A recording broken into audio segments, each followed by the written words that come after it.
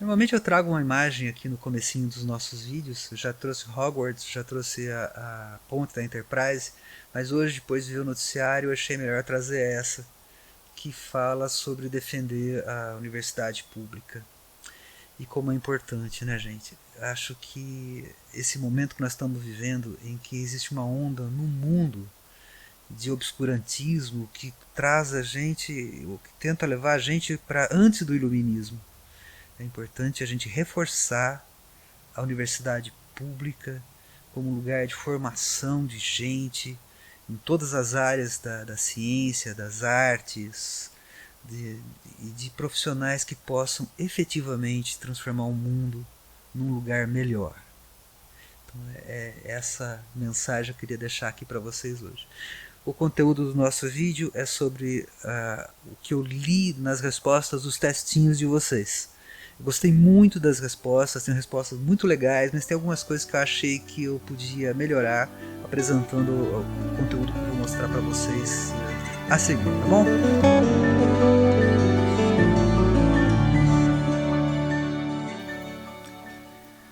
Vamos começar falando da redução de problemas tridimensionais a duas dimensões. Quando que pode e quando que a gente não pode fazer isso? Quando que pode?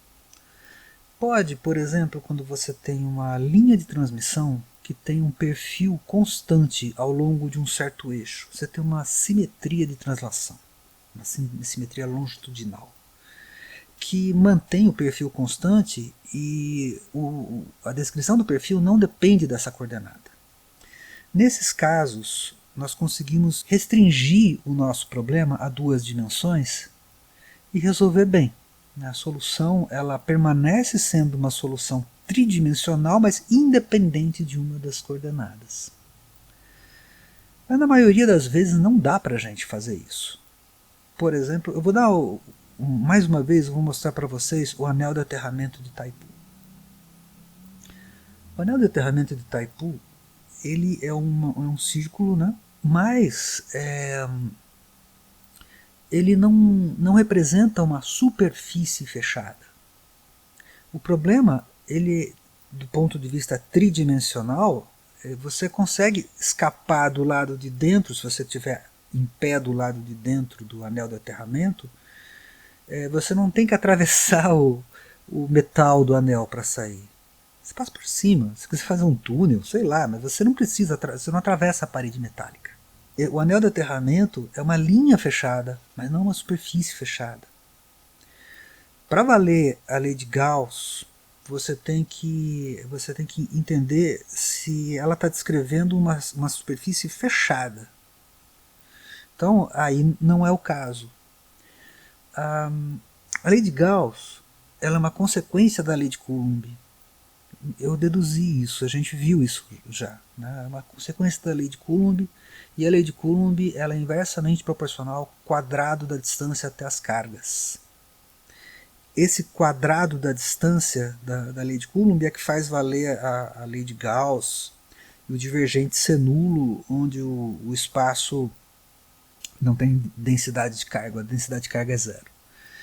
Então, a primeira coisa que eu quero chamar a atenção de vocês é que na hora de aplicar a lei de Gauss tem que ter muito claro que você tem que usar uma superfície fechada.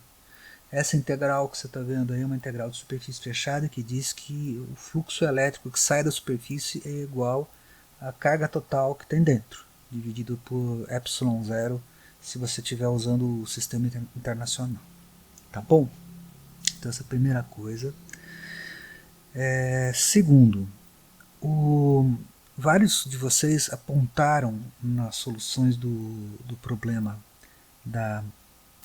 do cubo as armadilhas de Poe e de Penning. As armadilhas de Poe e de Penning elas mantêm a carga mais ou menos fixa numa região do espaço, mas elas não representam um problema de eletrostática. Portanto, elas não violam o teorema de Earnshaw. No caso da armadilha de Poe, o que acontece é que um dos anéis é colocado em tensão alternada. e tipicamente em radiofrequência. Isso faz com que a carga ela propriamente não fica parada, mas ela oscila em torno de uma posição. E o problema é lógico, não é eletrostático. E no caso da armadilha de Penning, é um campo magnético que é acrescentado. Então o problema também não é puramente eletrostático. No caso da armadilha de Penning, quando a carga ela está está se aproximando do anel negativo, aparece uma força magnética que faz a carga girar. E aí a carga ela não atinge a superfície do eletrodo, também não escapa, mas em compensação ela também não fica exatamente parada. Em nenhum dos dois casos ela fica exatamente parada, não é um ponto de equilíbrio, mas é uma órbita ou uma oscilação que as partículas fazem. Esse equipamento que você está vendo nessa animação é um equipamento que foi pensado e projetado para acelerar cargas carregadas a altíssima energia, provocar fusão nuclear e a partir da fusão nuclear gerar energia. Esse esquema de plasma que você está vendo chama tokamak. Ele confina as partículas usando o campo magnético basicamente, e essas partículas que você está vendo aí são núcleos de átomos de hidrogênio. Eles vão colidir, vão fundir e vão gerar átomos de hélio mais energia. Já existem sistemas razoavelmente estáveis no mundo e se acredita que no futuro eles podem ser uma grande fonte de energia para o planeta. Esse é outro exemplo de confinamento, né? Esse daí é o cinturão de Van Allen, que fica ao redor da Terra. E isso que você está vendo são as partículas que se movem ao longo da direção do campo magnético, mas elas formam órbitas, elas acabam espiralando. E quando elas vão chegando perto dos polos, elas acabam sendo refletidas de volta. Isso acontece porque as cargas, quando elas se movem ao longo das linhas de campo magnético, mas elas têm uma velocidade que seja perpendicular a elas seguem as linhas de campo magnético espiralando. Mas se por alguma razão as linhas de campo magnético se aproximam uma das outras, o campo magnético fica mais forte, isso forma uma espécie de espelho que faz com que a carga volte, ela seja refletida. É isso que acontece no cinturão de Van Allen. Outro sistema também é um que chama Theta Pinch.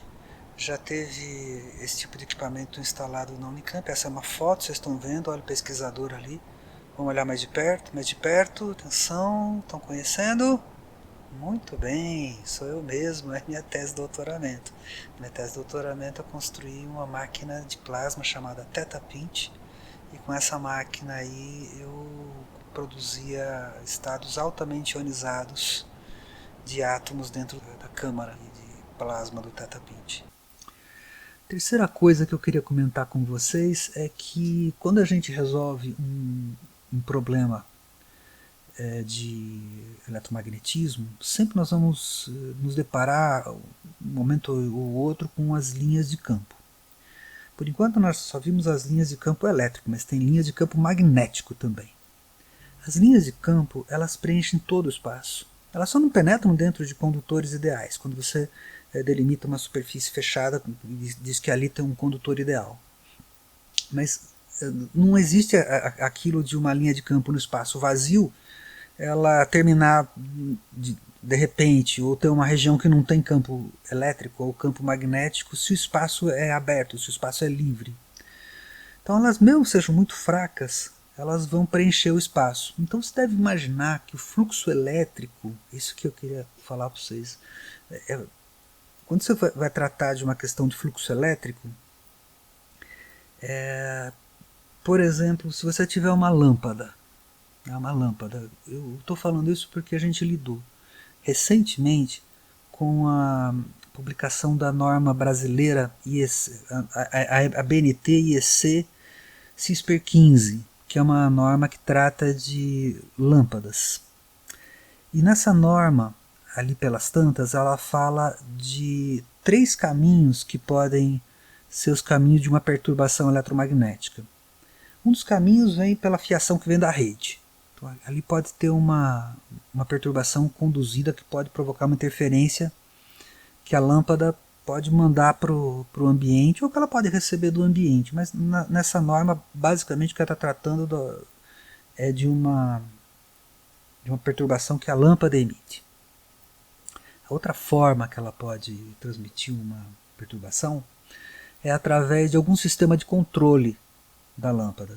Então, há lâmpadas que você pode ter um sistema extra de controle que ligue a lâmpada a um equipamento, por exemplo. Então, além dos fios de alimentação, há outros fios que controlam alguma coisa da lâmpada. Então, esses outros fios fariam um caminho alternativo para uma perturbação eletromagnética. Além disso, tem uma outra possibilidade que é a superfície do invólucro da lâmpada. Isso estava traduzido até a norma anterior como gabinete, como se houvesse uma espécie de gabinete em torno da lâmpada. O que na verdade esse invólucro quer dizer toda a perturbação eletromagnética que é transmitida sem a ajuda dos fios, ou seja, um terceiro caminho. E aí vem uma questão crítica nesse negócio. Não dá para você separar uma perturbação que vem do fio, de uma perturbação que vem do controle, de uma perturbação que vem pela caixa da lâmpada ou por qualquer outro pedaço da lâmpada. Ou que venha pelo ar ou pela parede.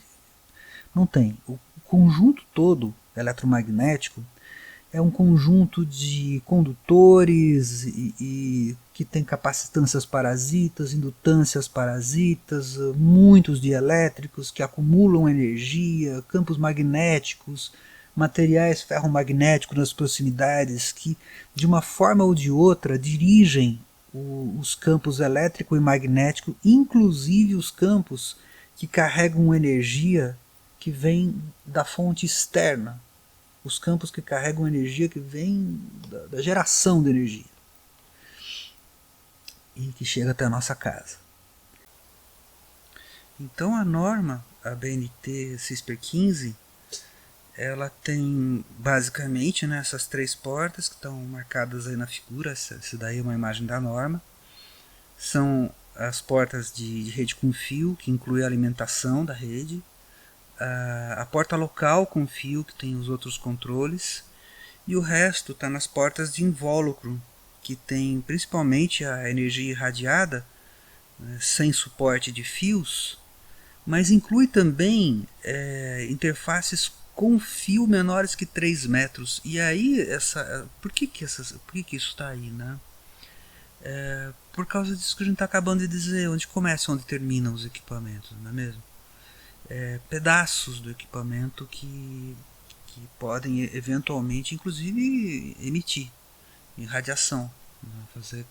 fazer radiar energia, ou perturbar outros equipamentos que estejam perto por algum efeito parasita, terra comum, enfim. Não é perfeitamente separável, mas a gente consegue pelo menos separar o tipo de medida que é feito. Um tipo de medida que é feita assim.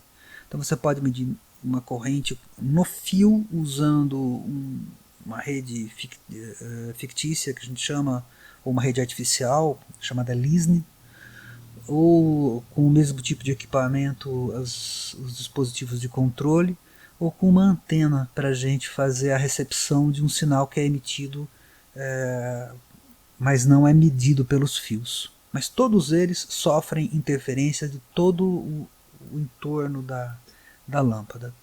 E é aí que é a importância da gente entender que as linhas de campo preenchem o espaço todo.